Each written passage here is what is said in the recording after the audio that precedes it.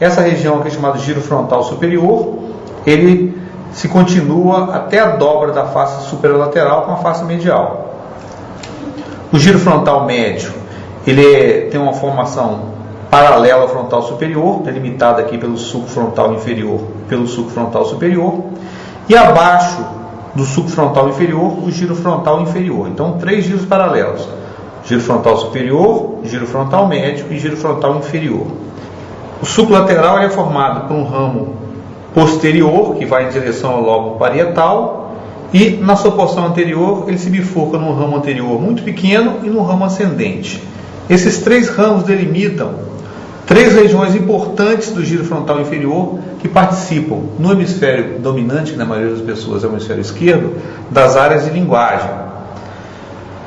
A porção anterior ao ramo anterior é conhecida como parte orbital do giro frontal inferior.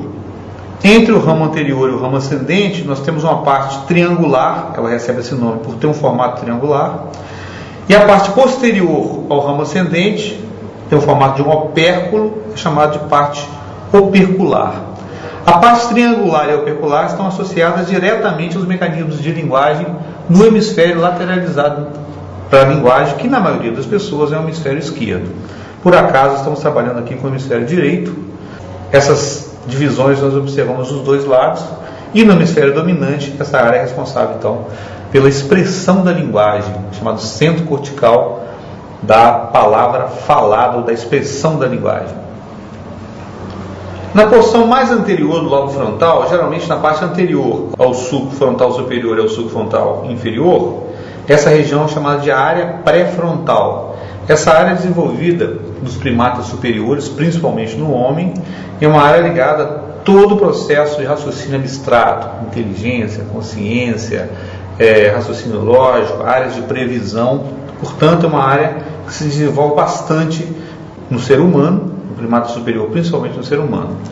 Essa área, quando é afetada, você tem graves problemas ligados aos fenômenos de consciência, de inteligência e de previsão.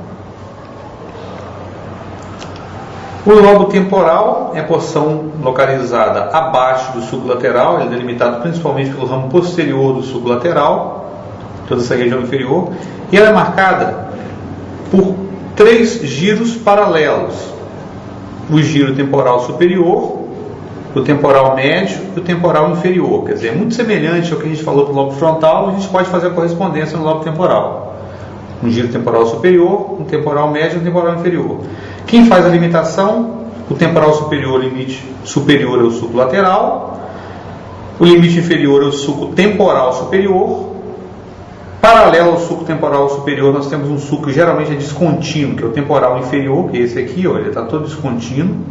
Ele delimita, então, superiormente a ele, o giro temporal médio, e inferiormente a ele, o giro temporal inferior, que se continua para a face inferior do cérebro.